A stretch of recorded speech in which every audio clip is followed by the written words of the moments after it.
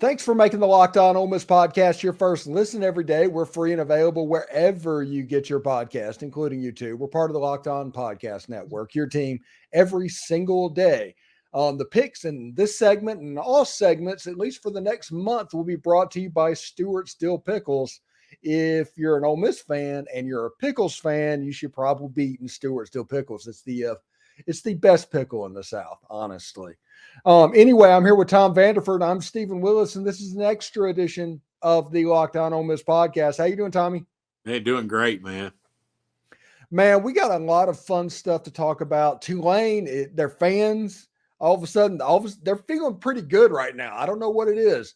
They're taking the time to talk trash online. They mentioned Ole Miss is 1 out of their last 5, and I didn't want to break anything to them there.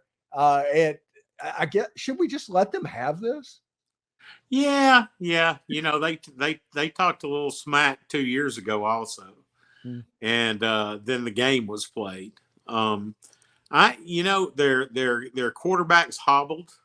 He's not going to be at 100%. And of course, that doesn't mean everything. I remember Bo Wallace beating State with a bad wheel. So it may just limit what he does running the ball. I heard their best linebackers hurt, but I don't know how deep they are. I have respect for Willie Fritz. I think he's a very good head coach, and it's at their place, so they're going to be jacked up. I just hope it doesn't end up like the Memphis game after we beat Alabama in 2015. So that's my hope. I think, you'd mentioned about our defense. We're going to find out. They can run the ball. They can throw the ball. So I think our secondary will get its first big test.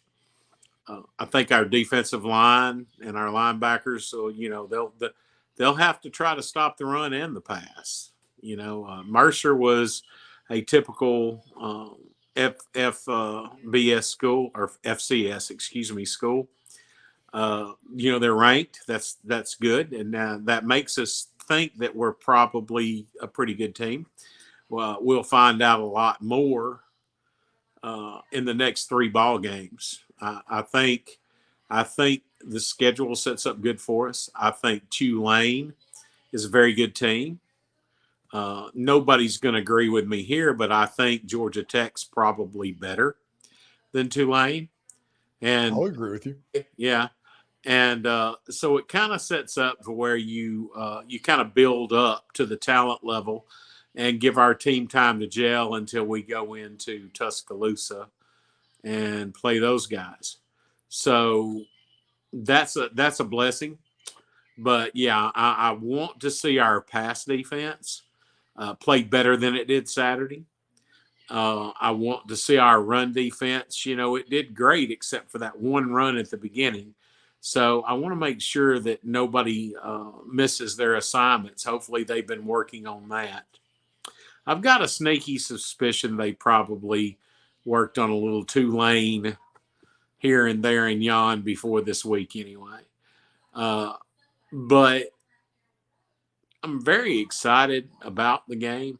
I've got some family coming over. We're going to watch it on the big TV. And it should be wonderful. There'll be the majority, I assume, will be Tulane fans. They've got a small stadium, and we only had a small allotment for tickets. Of course, I know a lot of Ole Miss fans that have went and bought tickets to the game. So it'll be interesting to see, but they'll definitely be pumped up. They'll definitely have the home field advantage. And but we got to dominate these guys. If we can't dominate these guys, we're they're honestly, I've seen that take a lot from people, and a lot of people have that. And honestly, to be perfectly honest, I get it, because as good as we are and as much talent as we have, we want that to happen. But Alabama lost to Louisiana Monroe. That is true. Yeah. Stanford was a 38 point underdog to USC and beat them. Weird stuff happens in college games. That's true. So there's a big difference between can dominate and do dominate them. Ole Miss can dominate Tulane. They absolutely can dominate Tulane. But whether they do depends on whether or not it's sloppy, because there's a chance that Ole Miss is walking into a cauldron tomorrow, and it could be weird, and it could throw them off there, and Tulane kind of jumps on them. Maybe there's a turnover early in the game, an interception or something like that, and Ole Miss is playing catch up. The clock rules come into effect, and all of a sudden Ole Miss wins a 21-17 type football game that doesn't look overly impressive. But at the end of the day, you can't play transitive property that way. You can't say, well, oh, we only beat Tulane by 4, so we have no chance at Alabama. It doesn't work that way. No, it doesn't. And I would take 21-17 right now and take it to the bank, because you're 2-0. And then you're coming back home getting ready for Georgia Tech. So I would take a close win. And you're absolutely right. We've all watched enough football to know that if they get some momentum in the beginning, it's going to be rough. The best momentum squasher is opening up a pretty good lead and being dominant. But hey, that's why they play the games, right? It's going to be fun to watch. I do feel like we'll do well. But I wouldn't be surprised if it's a close game. Not at all, really. Not with Pratt at quarterback. Yeah, and honestly, we all know that Lane Kiffin likes to go for it. We've all sat through that for 3 years. This is not the game to do it. No. The momentum turns, it happens. Just punt the football away and play defense, especially if Michael Pratt is hobbled, because they haven't shown the ability to drive the field. Don't give up explosive plays. Keep him in the pocket and have a punting contest for a while if that's what you want to do, because the depth of the Ole Miss team should be superior at the end of the game. It's 95 degrees and 70% humidity. The Ole Miss depth should be superior. Do not mess with it and give them momentum and put yourself behind the 8 ball. Yeah, I think we're going to see a lot more of number 4 also. He was, we made a statement with our passing game, but I think if we can run and get that defense tired, that'll help as well. But I'm like you. I sure hope it's 4th and 3 from our 20. I sure hope he punts. But we'll see. I think he's got a lot more confidence in his defense this year than he has since he's been there. So I think we were extremely vanilla, of course, against Mercer, but I wouldn't be surprised if we don't have some stunts and some other things that we use if we have to tomorrow. Things are going well. They'll hold that stuff back for in case they need it. Yeah, in case they need it. But for some reason, I've got a warm, fuzzy feeling about our defense. Yeah. Do you think the defense will be tested in this game? Oh, yes. Definitely. Yeah. Definitely. I think it's a Michael Pratt thing. Oh, yeah. Yeah. Now they have a couple of jets out at wide receiver, and if you look at what they did against South Alabama, and South Alabama is pretty good. They won 10 games last year. Right. But if you look at that, take away 3 passes, and I know you can't do this, if you take away 3 passes, Tulane had 49 plays for about 250 yards. So about 3 yards per play.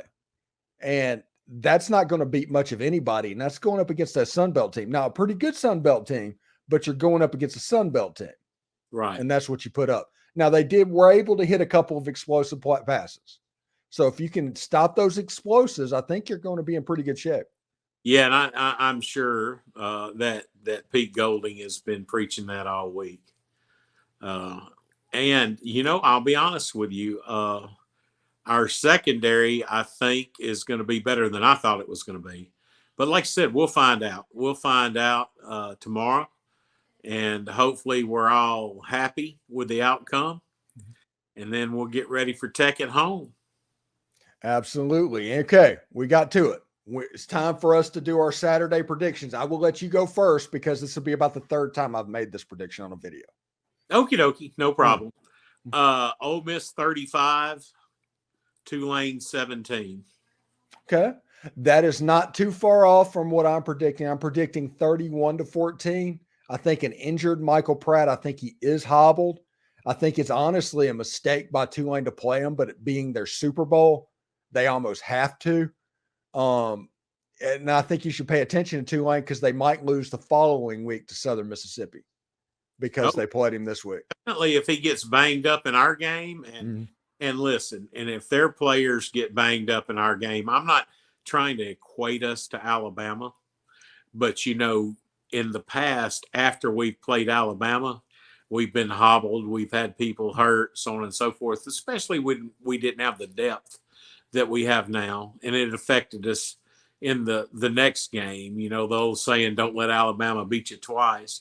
And that may be something that happens. Of course, one of the engineers I work with, Southern Miss guy, so he'll be thrilled about that if Southern pulled that off. Oh, yeah, they're big Ole Miss fans this week. Yeah, they sure are. They want us to do a number. All right. Thanks for making the Locked On Ole Miss podcast your first listen every day. Check us out. We're part of the Locked On Podcast Network, your team every single day. Thank you so much, Tommy, for stopping by. We'll catch you next week, buddy. Hey, hotty toddy, everybody. Hotty toddy.